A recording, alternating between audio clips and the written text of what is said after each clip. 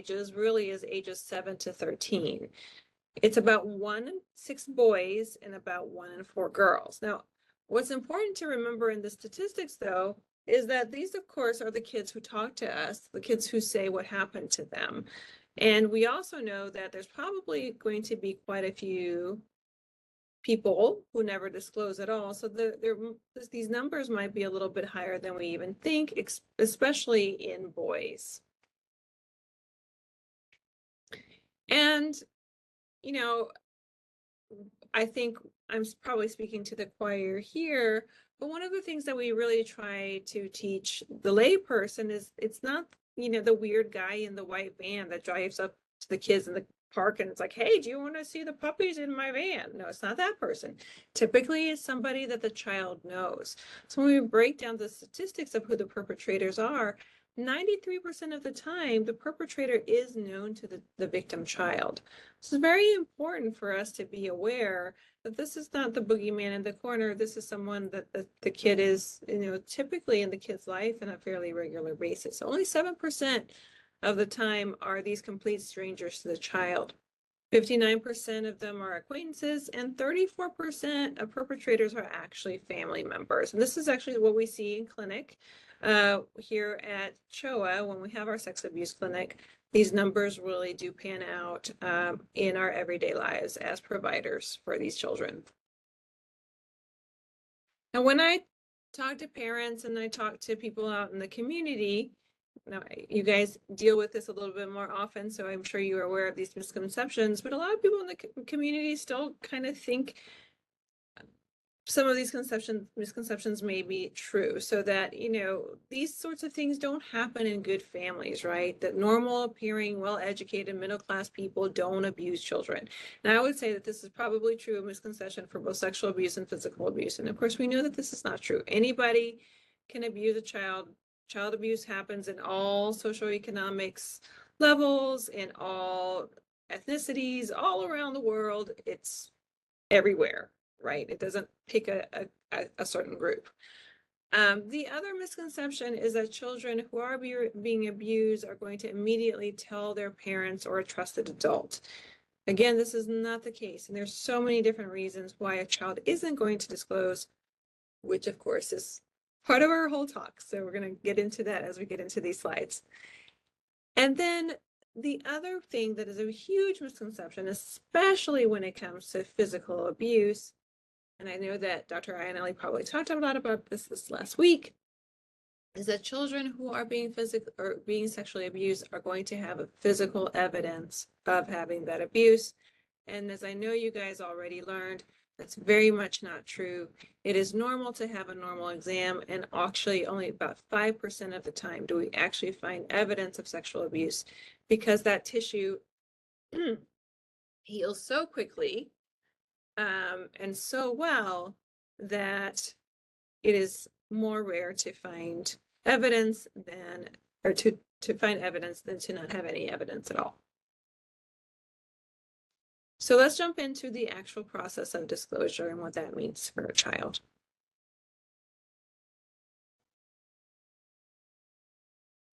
So non-disclosure is actually pretty common to stay silent.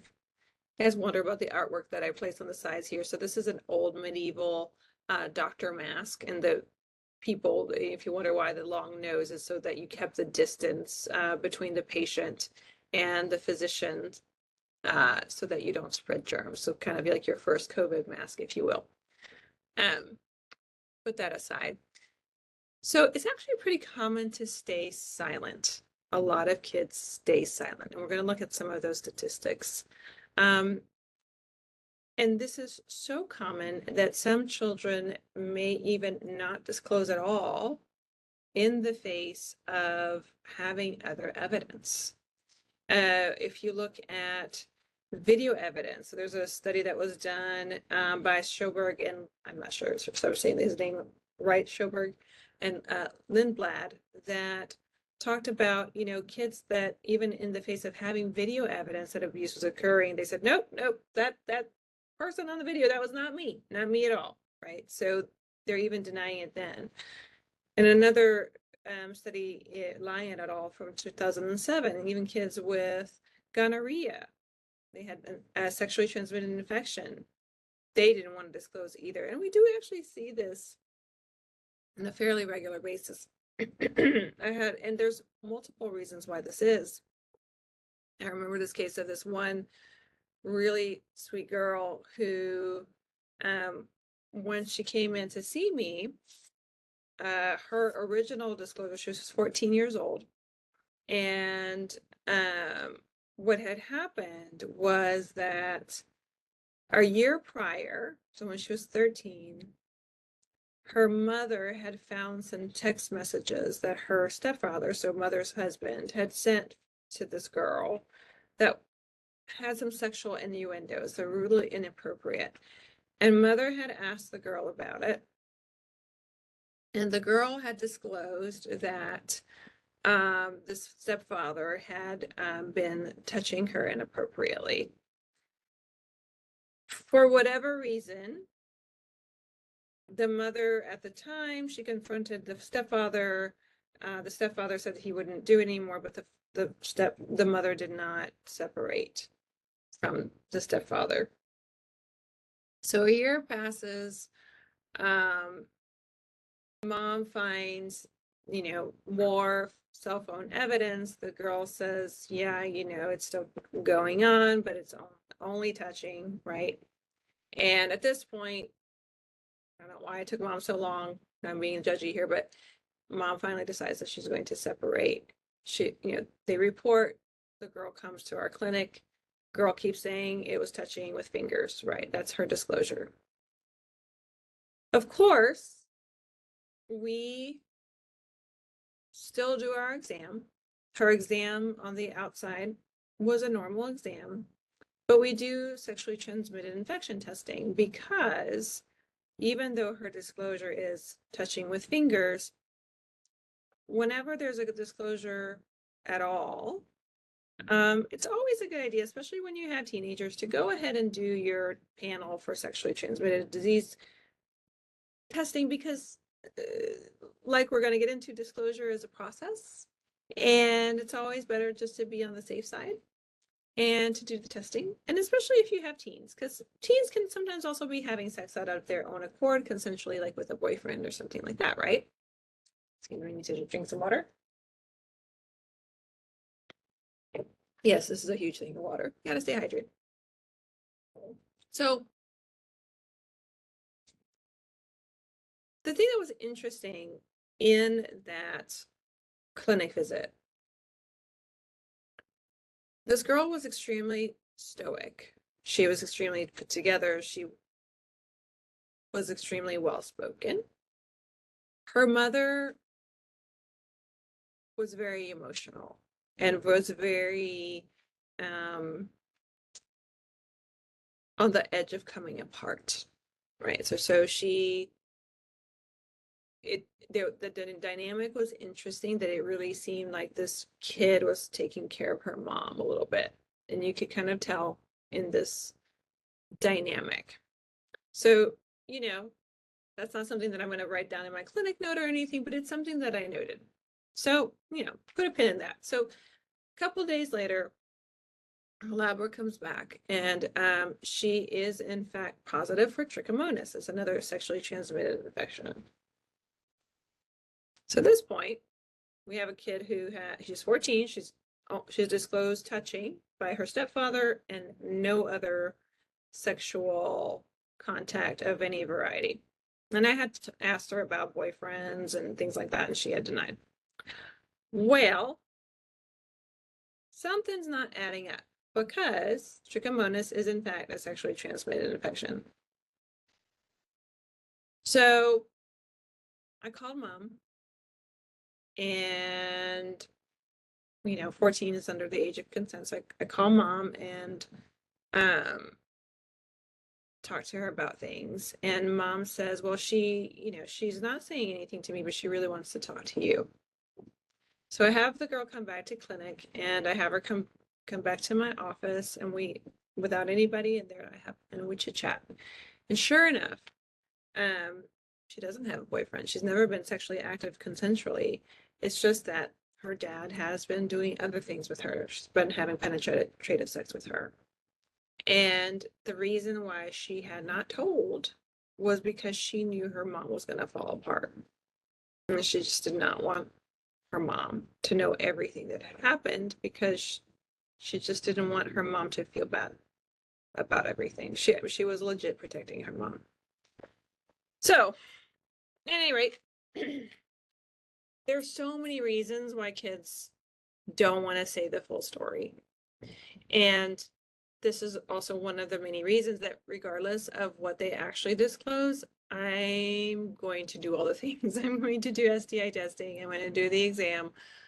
I'm going to be thorough because we understand that this is a process and there might be things that we find in the exam that might help later on with the disclosure process if we find something. Okay, so when we look at different studies, different people will disclose at different times. Some people do disclose right away, depending on the study that you look, anywhere from 20 to 25% will disclose within 24 hours. Some people, the next, ranges from 10 to 20% will disclose in a month. Many people won't disclose for a year. Some people won't disclose ever. In fact, about 30% of people, 25 to 30% of people will never, ever, ever, ever disclose. And I had this experience back in 2019, on the days when I was still on Facebook. I'm not on Facebook anymore. I don't know if you guys are familiar with that rapper, T.I. He apparently made the news back in 2019 because he was taking his daughter to the OB-GYN, and he would go with her, and he would want the GYN to check her to see if she was still a virgin. And he said this on like on a talk show like this, as this, this is like a normal thing that fathers do. And of course, my group of friends, they know me, and they knew that I was going to not think highly about this and have opinions. And so they, on social media, they asked me my opinion about this. And for whatever reason, I ended up writing a post. And they asked me to make it shareable. And it's the only time ever in my life that I've made anything shareable that's gone viral, but it went viral and went all over the world. And what ended up happening is that I started getting a lot of messages privately from women, mostly across the United States, but some from beyond, some women like in their 60s saying like, I have never said this to anybody, but yeah, I was raped when I was a kid. I was raped when I was a teen, and I had never had the courage to say anything. So there are people walking around with really, really big secrets that have affected them their entire life, that for the reasons of societal shame, for the reasons of being judged, for the reasons of whatever, just have never said it out loud. So we need to understand that. Okay. So disclosure is a process. It's a journey. And so when a child decides, I'm going to tell somebody, first of all, it may not be their closest relative. It may not be their parent for a number of reasons. Like this girl that I just told you guys about that came to my clinic, for her, she didn't tell her mom. Her mom found it on her phone, first of all. She had no intention of telling her mom. Why? Is it because she didn't love her mom? No. In that case, it was because she was terribly afraid that her mom was going to fall into shambles, which her mom did, quite frankly. Not that she shouldn't have told her mom, but psychologically, her mom was not okay. And this girl, unfortunately, a 14, understood that, which is a big burden to bear. There's other reasons why kids may not say, kids might not say things because the perpetrator might actually threaten them. Say, hey, if you tell, I'm going to kill your puppy. I'm going to do this to your sister. Or I'm going to go to jail. If this is somebody that the kid knows, which in 30%, it's a close family member, if it's your dad, I'm going to go to jail. If you say something, I'm going to go to jail, and you're not going to see me and I'm going to get in trouble. Or if the child is old enough to know that this is perhaps the breadwinner, I'm going to go to jail, and then you guys are not going to have any food to feed the family. You don't know what the perpetrator's saying, you know. There can be a lot of threats. It could just be fear of not being believed. I mean, unfortunately, we do have kids who come in whose grown-ups don't believe them for whatever reason. And that's unfortunate. Or we have kids who come in whose caretakers might believe that something happened, but also may believe that it's the child's fault, especially teenage girls, right? So you were at the wrong place at the wrong time. Why did you go to that party? Why did you wear that dress? Why did you go out with that boy? I told you not to go out with that boy. Right. And so you end up blaming the child in a different way. So there's lots and lots of reasons why a child might not say anything at all. And when they might say something, it might be partial. They might be testing the waters. Like, so I'm going to maybe tell my auntie, but I'm going to maybe tell my auntie this. I'm going to start with this, and I'm going to see if my auntie is going to get mad, or is my auntie going to be open? And if my auntie's open, maybe I can tell her a little bit more, right? So they're going to test a little bit to see how much they can say. So it's not surprising that there might be a partial disclosure in the beginning. And then over time, if they see that the waters are safe, they might go all in, right? But it can take a while. And honestly, the situation may have been so traumatizing that it may be really hard to talk about all at once too. So there is that. There is the personal trauma and the personal, you know, post-traumatic stress of having to disclose. Statistically, people think that post-traumatic stress disorder is mostly caused by like being, you know, in a war-torn area or like things like that. But actually, sexual abuse and sexual assault is the leading cause of PTSD. Just as an aside, this is an important thing for people to know that most people don't know.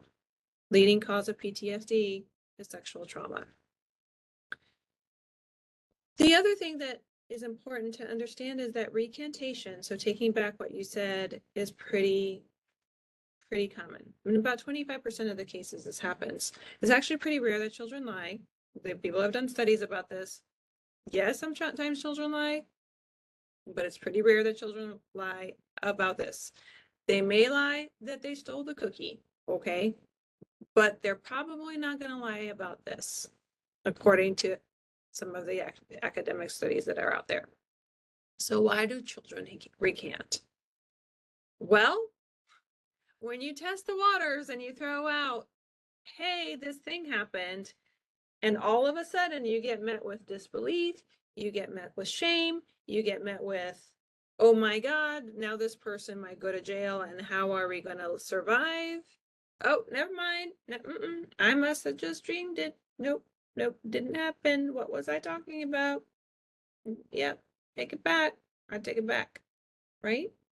So many reasons why a child might recant. And like we talked about, delays in disclosure are extremely common, especially if it's a close family member that you have close ties with and that perhaps that you actually might love. You know, you might love the person who is assaulting you. You just might want the behavior to stop. You know, if this is your dad or your grandpa and they've been dad or grandpa all your life, and then all of a sudden you grow into the age where they have their predisposition for abuse, like all of a sudden you're like, well, what's happening? Like you know, you've been my dad for all my life and now I'm 13. What's going on? So it's very confusing. What do you do as a kid? Or, you know, if you're 5 and you don't know that this is wrong, like why would you have the context to even understand that somebody touching you, unless somebody has taught you that? So this is why sexual education is so important. But if no one has taught you that touching your privates is not okay, you might not even have the context to understand that you should disclose. You might not know. So there's a lot of reasons why delay in disclosure may be common. actually covered a lot of this already on the slide with kind of got ahead of myself. So like we said, close relationship to perpetrators might be reasons why you might be afraid of disclosure, fear of the consequences. Kids who are older in age, so like in your teens, they may not disclose again for those same reasons. They, shame, fear, and also knowing what the consequences might be. So we talked about fear of being bullied, fear of retribution, fear of change in relationships, like the family may turn against you. And the big one is just being of the male gender. There is quite the statistic about males not disclosing, that does have a lot to do with shame. That has to do with, the stereotypical fears about, like, what does that mean about myself and my own sexuality in our culture?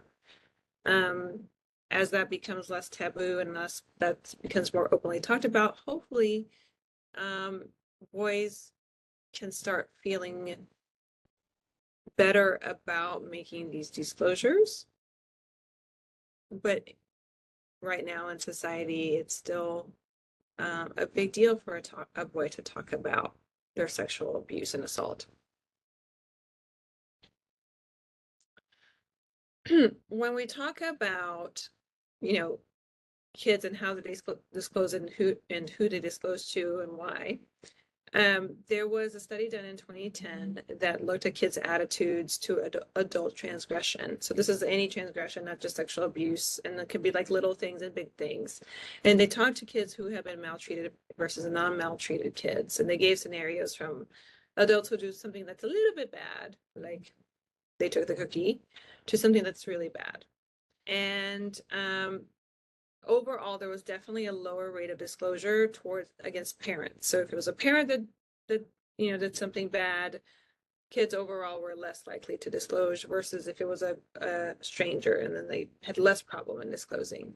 When it came to age, kids that were 4 to 5 years old, amongst the maltreated kids in that age group, there was less disclosure. In kids that were 8 to 9 years old, the kids in that maltreated age group just seem to disclose more, but both the maltreated and the non-maltreated kids in that age group disclose more against strangers, less so against known caretakers such as parents. So it makes sense. Like if you know somebody, you love somebody, you don't want to get them in trouble. So why do kids disclose? Well, if their parents are supportive, right? If you know that you have that relationship to your parents, that, or you're grown up, maybe not your parent, but you're grown up, that, hey, you can tell me anything, you're not going to get in trouble, like I've got you, right? If you have that relationship with your child, they're going to be more likely to disclose. Distance from perpetrator. So if the perpetrator is someone that now your parent has gotten a divorce from,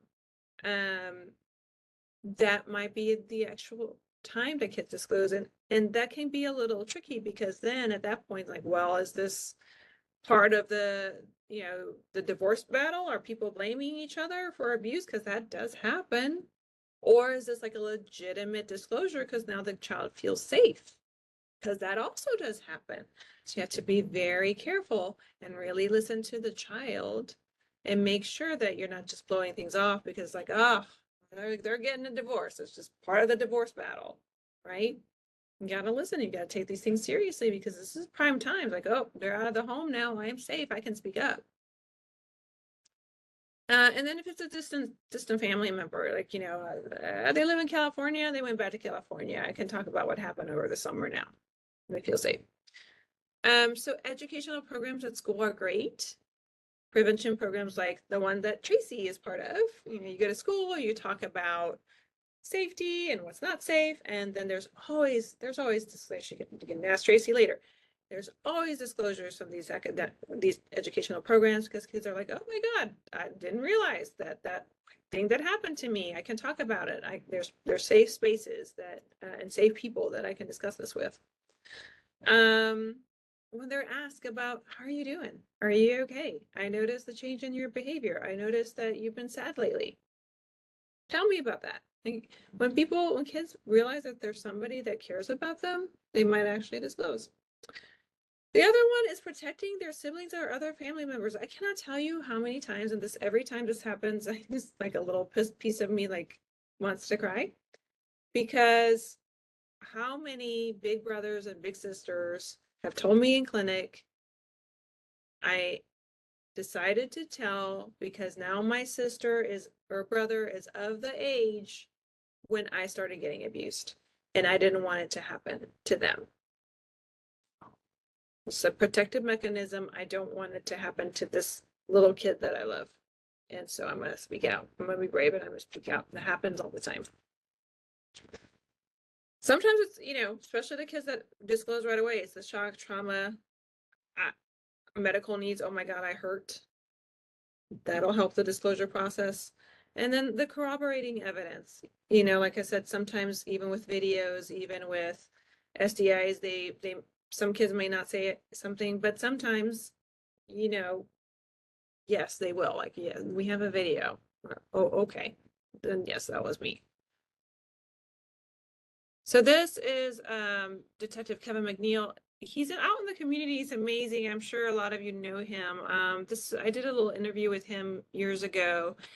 And if you know his story, he was sexually assaulted by a stranger actually when he was 12. And so this is us talking about what would have helped him, because he didn't disclose until he was an adult and actually in his, a detective working these cases. So this is us talking about what would have helped for him to disclose. What people have noticed about you after the trauma, what should they have asked you about so that they could have been a support? Yeah, they would have saw that this straight A B student went to C's, straight C's. And only reason I went to C's because I wanted to play sports. And that was my refuge. I was able to play sport. That's a whole nother story because I went down to the same field where I was raped and signed up for the football team and walked past that very same stadium day in and day out, not once thinking about what happened. But they would have saw that I fought a lot. I went from being bullied and crying when people bullied me and complaining to teachers when people bullied to fighting. Even to the point where I stabbed one of my classmates in the mouth with a pencil. When he bullied me, he talked about me. And so I stayed into trouble, stayed into fights. I became more isolated. I wouldn't even eat around my family. I would wait till everybody else ate their food and I would come downstairs, get my plate, go upstairs. I was so isolated and separated from my loved ones.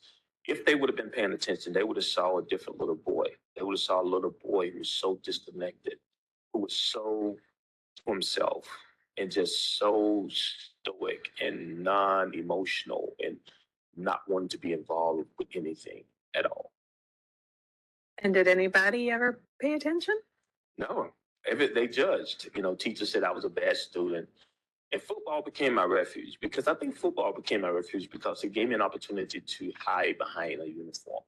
And if you when I think about it, that's the through line of my life. My whole life has been hiding.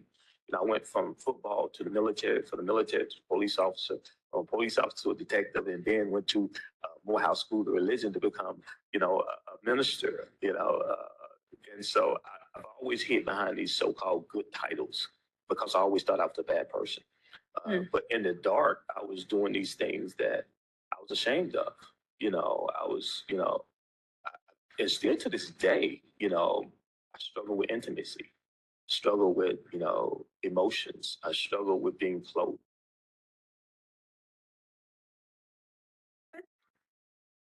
Okay. Uh-oh. What people have noticed about you after the trauma, Sorry. Trying to. what should they have asked? There we go.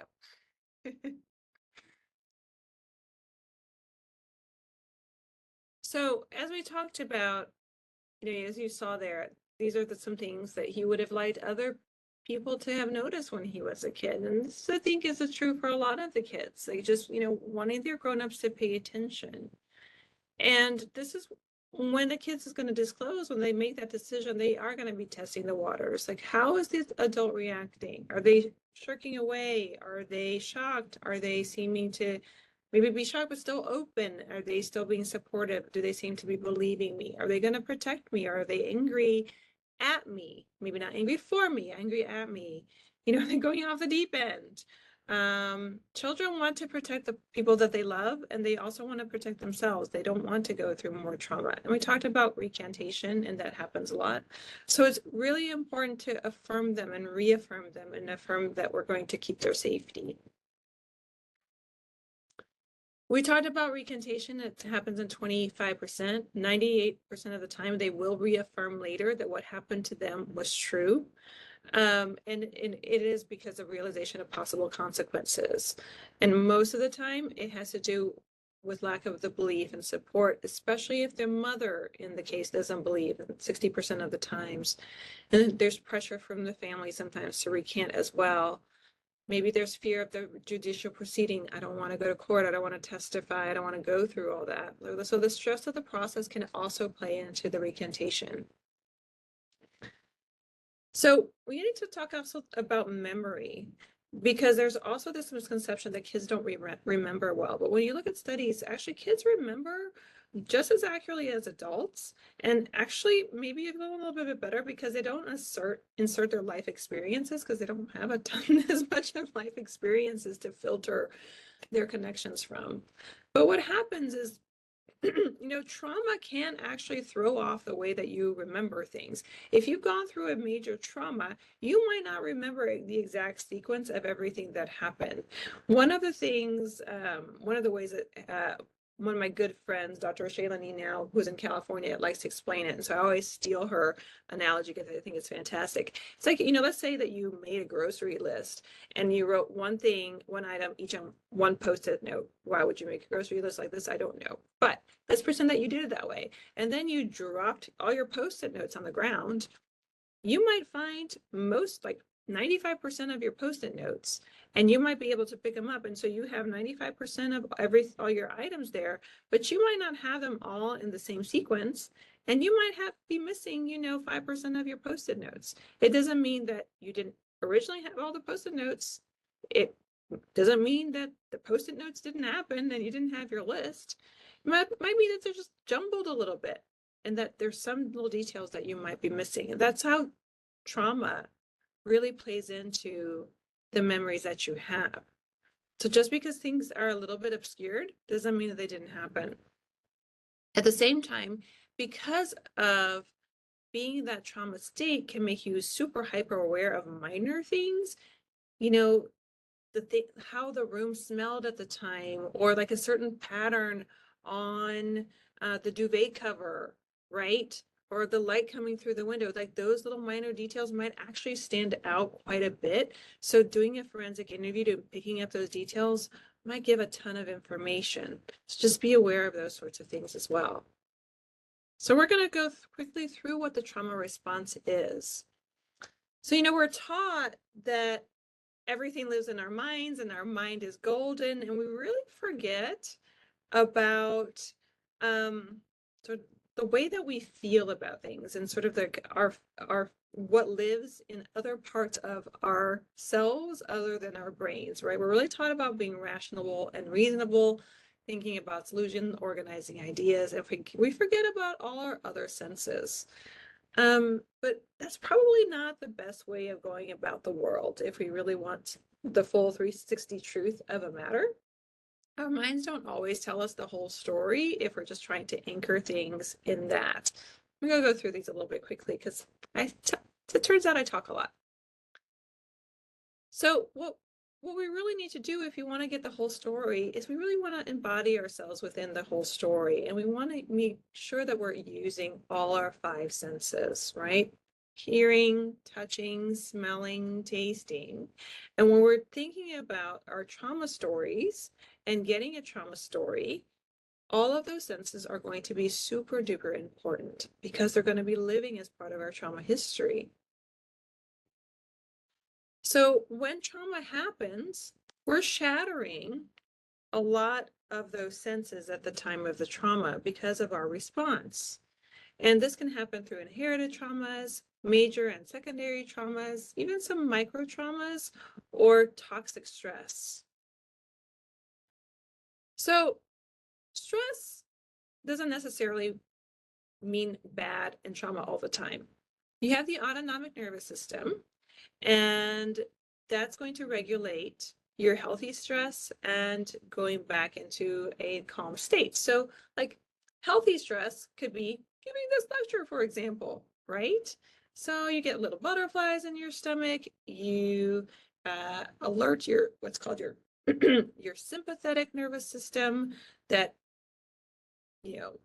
gets your adrenaline moving and it reacts to stress and gets you going.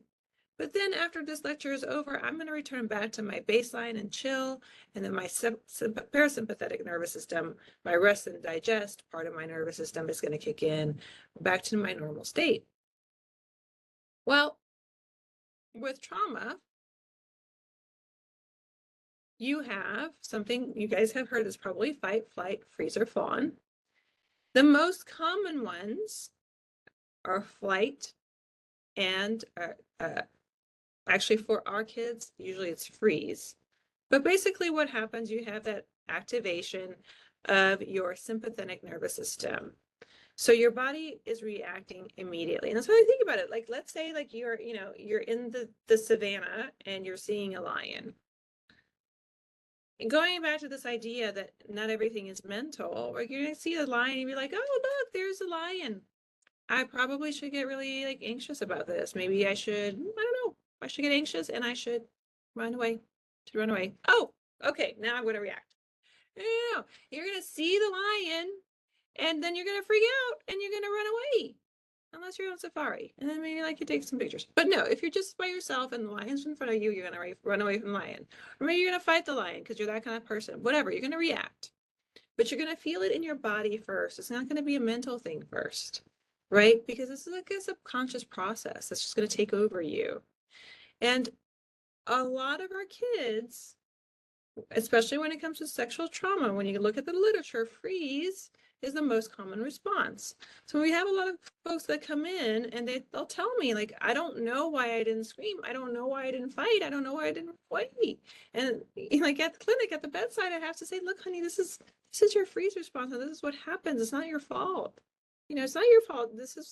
You couldn't do anything. This is your body trying to survive. And it really is, because the freeze response is called tonic immobility. This is your central nervous system shutting down. Your heart rate drops, your pain processing changes. You actually have a decrease to pain because your body's like, oh, I might die. So let me like not feel pain. Your muscles become tense and very still. You lose the ability to move because, you're just like, oh, maybe the lion won't see me.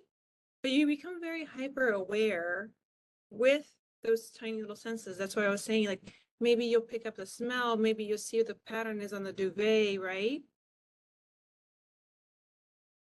And this happens because escape seems futile. This is the most common response, right? And so this is why we have to understand that, like fighting off your perpetrator, it's probably not going to be the thing that happens, right?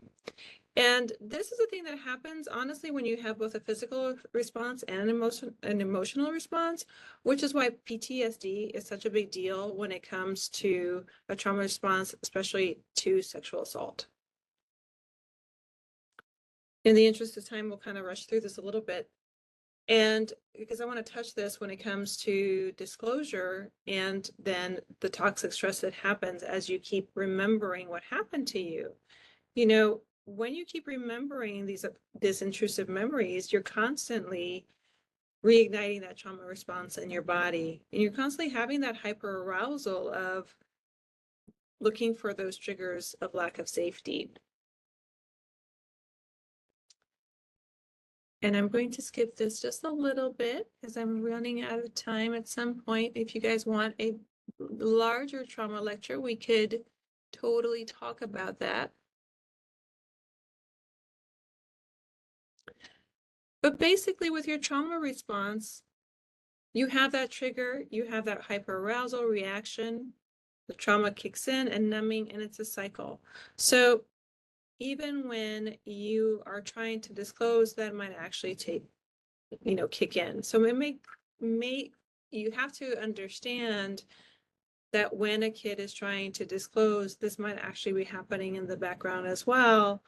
And that might make disclosure even harder to go through, which is why it's really important to give that safe space, safe listening ear, and understand that it's a process, that they might not be able to tell you everything right away in the perfect order succinctly, because they're having to deal with having to remember everything and actually having to relive it.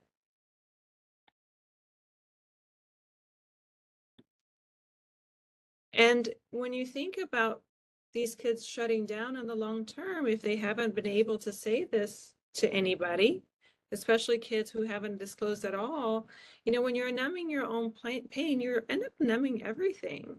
You end up working on autopilot. At that point, it's hard to feel true pleasure. It's hard to feel any kind of happy things, right? So no wonder you have a lot of depression, you have a lot of anxiety, you have a lot of mental health concerns potentially from these kinds of traumas, because there's a lot of other things going on post this kind of stress in your body.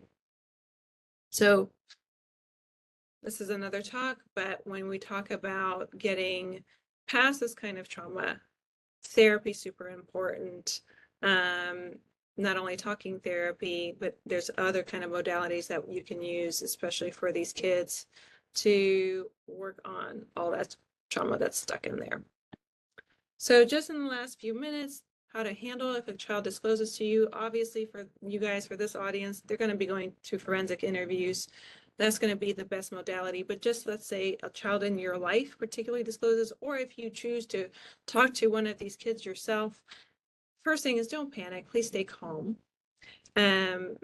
Work on your own zen when you're talking to these kids, because that's going to have them have a safe space with you.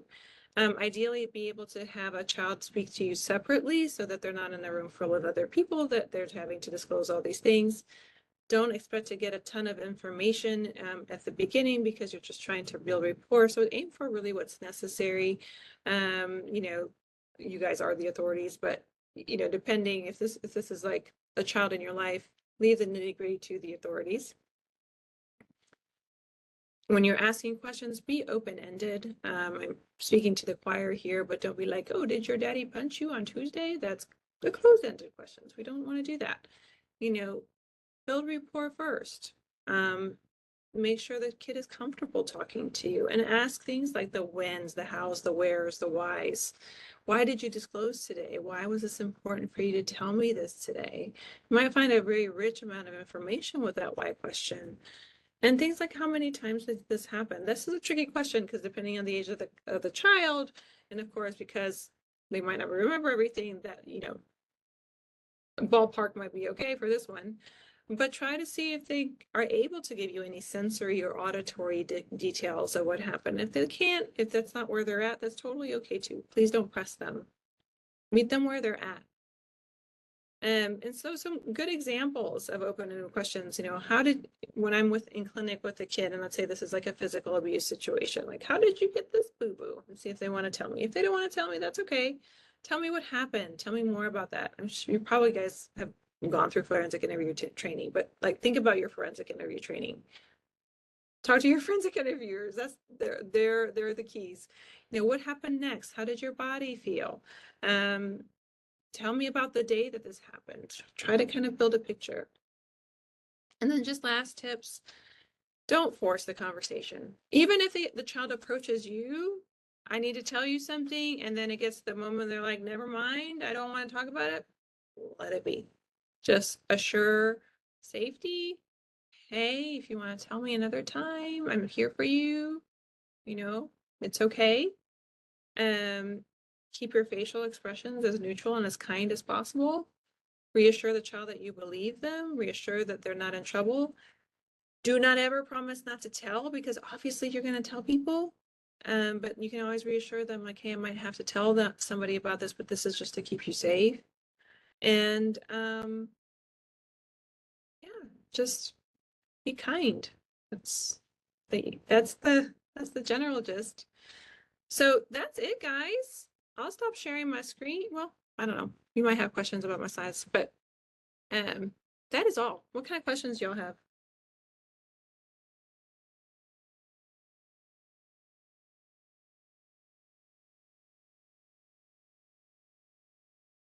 Thank you so much. That was such a wonderful lecture. It's so important to understand the complexities to this, and then for all of us who are taking care of kids to be able to understand it too, so we can protect them. That was so well done. We do have some comments, and anyone is welcome to put in some more questions. But someone had asked also if we could share the slides. We could talk about that later. But and then also just wanted to tell you that they would love a trauma lecture from you, just because that was so good. And then someone else had said, what worries me is how courts use anger against children and parents. I see verbal aggression in children and their parents as a PTSD reaction, but defects in court order anger management until they are sufficiently compliant. I see children and parents who freeze, but it is interpreted by case managers, judges, and evaluators as disinterest. We are not as trauma informed as we believe with the child welfare space. That's so true. You know, everyone has a different reaction to trauma. That's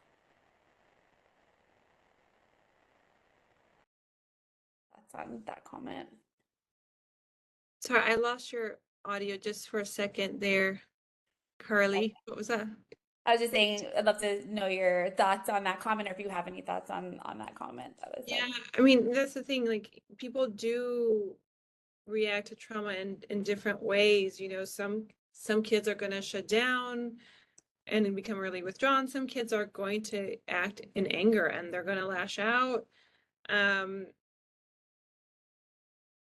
It's going to depend. And I think that we need to educate and understand that these kids need compassion, you know, and they need help. They need help, they need good therapy, and that's also a big issue because there's such a paucity of mental health resources around the country for children that is trauma focused. But if we just treat kids like they're the problem because they're not acting like, you know, the nice little like yes ma'am, no sir kids that we want them to be, that's just going to perpetuate the issue further, because they're going to continue to feel misunderstood. So I agree, it's an issue. Yeah, and you know, like in the ER when kids come in, how you were saying, like, you know, reassure them and all that. I also always tell them how brave they are and brave for sharing, and you know, thankful for them confiding in whoever it was, because kids do need to feel that they did the right thing in sharing what had happened to them. 100%. It's tough. It takes a lot of courage because they can't be assured, you know, that they know it's going to happen. So much can happen. Absolutely. And someone else left a comment. It's obvious that you're very knowledgeable about this topic. Thank you for helping us help children. Oh, thank you. Thank you everyone for being here to help. Okay, someone else left a comment. Outstanding presentation. Every judge should hear it. I've seen defense attorneys hammer the inconsistencies that you described as an indication the child is lying or making up the allegation. Yeah, I've seen that too, and you know, I know people have their jobs and whatnot, but it's unfair, you know, and especially little kids, because little kids in general have it hard to have a notion of time at baseline. And so I had this one case, it made me so angry. This was early in my career. So there was so many layers to this case, but it was a girl, she was 11, and she was saying that she had been raped by her grandmother's boyfriend. And first of all, she was saying that that it was an anal assault. And then she also said that she thought it had happened on a certain day that she had been out from school, and like they had taken the calendar. They were like, no, it couldn't possibly have been on that particular day because of whatever. Well, it had happened multiple times, but like, so she, you know, one of the arguments like that the guy ended up getting off was because of the date. And the other thing was that, you know, what ended up happening was that she was positive from trichomonas, but the sample that it was positive from was a vaginal sample. And they ended up having a defense expert who said that she couldn't have been anally assaulted since this was a vaginal sample. And I'm thinking to myself, like, I mean, it's secretions, man.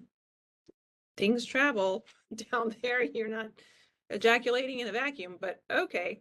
So anyway, grandpa got off, but you have to give some grace for children giving dates, and because they're not always going to get it right. It's not that accurate necessarily. Okay, we have another question.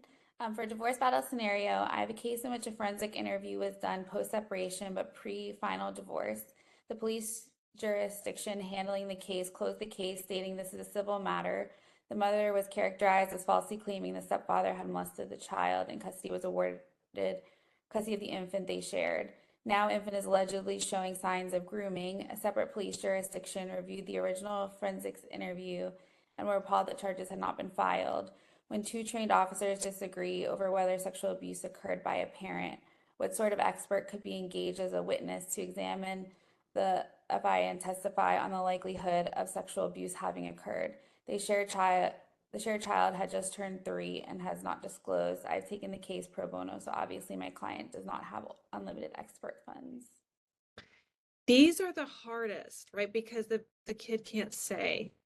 When we have cases in little kids, they're so tough because they can't disclose. They don't have the verbal ability to disclose. And you know, 95% of the time there's not going to be physical evidence. So unfortunately, those cases we're not ever going to be able to medically prove one way or another. And it's frustrating as heck. Because it's going to be one of those things of, you know, if it keeps happening and then the child is able to eventually disclose, then okay, then the child is able to disclose, but you hate to have the child be in a situation where it keeps happening, right? So it's this vicious cycle of keeping the child in an unsafe situation. But then again, if it's not happening, then you'd hate to take the child away from something that isn't. So I really hate those cases. And I wish I had a really great answer for you, but they are just as frustrating for us. Yeah, and so the older child did disclose, but police disagreed on the credibility of the disclosure. And also, I just want to add that I love what you said about in the custody disputes. You know, we can't, that's like a topic that's near and dear to my heart. And, you know, we can't discredit people just by throwing up our hands saying, like, oh, it's just a custody dispute. You know, we really need to take these allegations seriously, especially like if it's a parent involved, and, you know, that timing is crucial. Mm-hmm. Absolutely. And the thing with disclosure at that age too, you know, you have to question, you know, was the child coached or is the child actually saying what they're saying? Those cases are so hard in this age. They really are. Well, any other questions? Thoughts? Great. Well, for everyone, we have our next lecture next week, and a few more this month. And so I'd love to see you all there. And of course, email us with any questions, and we'll send out a little email afterwards.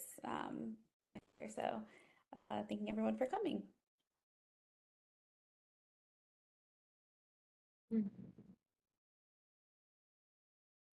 You have a great day. Thank y'all.